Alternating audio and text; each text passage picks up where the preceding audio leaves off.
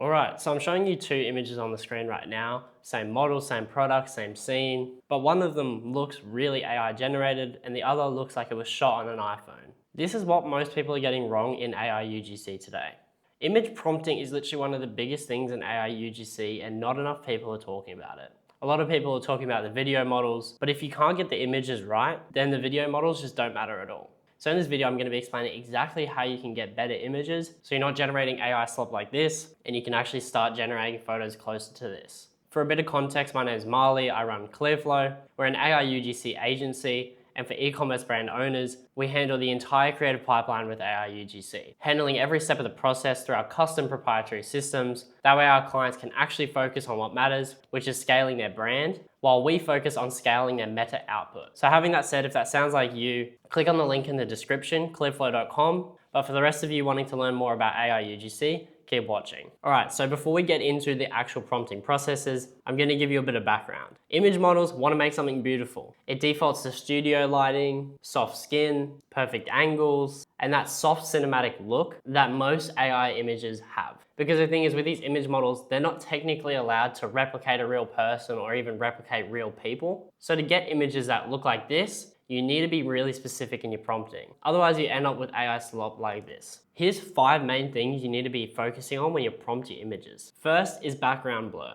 This is the biggest tell. That soft, dreamy, blurred background is what a proper camera would do. A phone doesn't really do this the same way.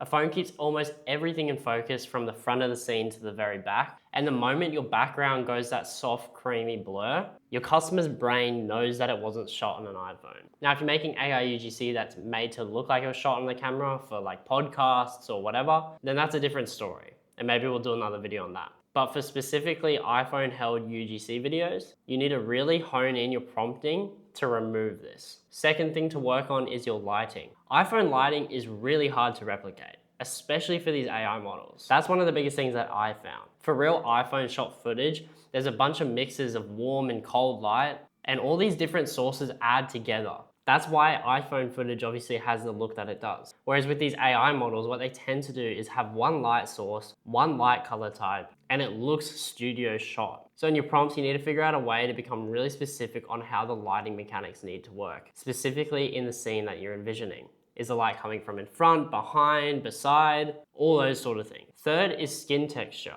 A bunch of people from what I've seen in image prompting videos say to add pores, to add skin pigmentation, all this little weird stuff. But what I've found to work most, instead of adding positives, so, add this, for skin specifically, you want to add negatives. No smooth, oily skin. No makeup polished look. Those negatives specifically in skin texture make the AI model actually listen. Because it's all good to tell it what to do, but with skin specifically, what I've found is if you tell it what not to do, then it listens more. For other things, it's the opposite. But for skin, I recommend using negative. Fourth is that everything's perfect and too symmetrical. So what I found really hard myself is positioning of models within scene. The thing is, yes, these image models are good, but most of the time they don't actually understand how people would react with a scene. So within your prompting, you need to consider composition, positioning of the model, and you need to add in little kind of defects. People don't hold a camera perfectly level with their face and perfectly symmetrical. They're not dead center in the middle of the scene. So those little things need to become a part of your prompt, even down to the features of the face of the model. Unperfect eyes,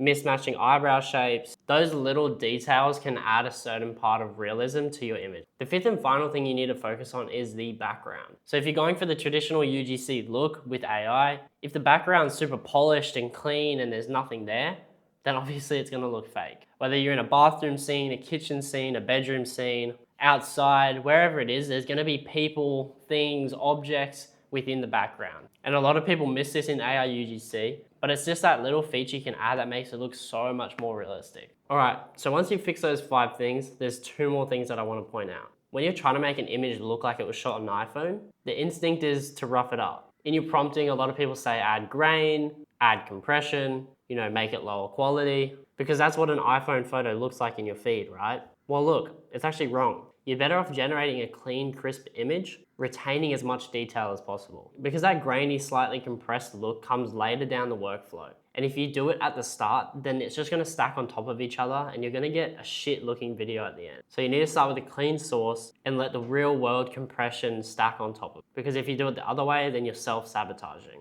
And one more thing, if you're generating 10 images, they need to have complete consistency across the board. The same model, the same scene, the same product. But the thing is, most people in AI UGC, I would say 99% of people in AI UGC right now don't get that consistency across the board. At Clearflow, we get consistency across any amount of images because we have really specific prompting processes. But for you sitting at home, you don't have that backing, so you need to work that into your prompting processes. Really specific guidelines on character, product, scene, consistency will all help. We got another video about that on the channel, so make sure you check that out as well. All right, so you've learned a few things now, and you can take this feedback that I've just given you and apply it to your images, and I guarantee they will turn out better. The thing is, you're not fighting these models' ability to actually create images, because like what you've seen from the before and after, you can clearly create better images like ours. You're fighting the model's taste. It wants everything beautiful. It doesn't want to replicate real people or realistic looking people. So you need to do everything in your power to trick it into doing exactly what you want. Because at the end of the day, it's just a system,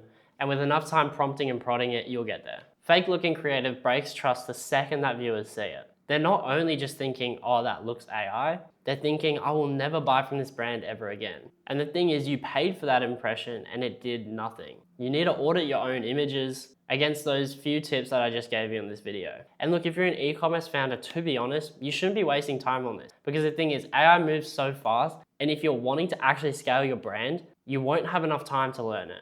Over the last 6 months, we've developed a proprietary system to create AI UGC like what I'm showing you on the screen now, and we are the best on the market to do it. We handle the entire creative pipeline so you don't have to worry a single thing about creating these AI ads. And the best thing is you can test faster, find what works, and actually scale your brand. So look, if that sounds like you, I want you to click on the link in our bio, clearflow.com, watch our 5-minute video where I personally explain exactly what we do and how we do it, and book in a call. Because the biggest thing stopping you from scaling is your meta ad output. But for the rest of you, this video will explain exactly what you need to change in your prompting processes to get images like what we produce. Until the next video, guys, I'll see you then.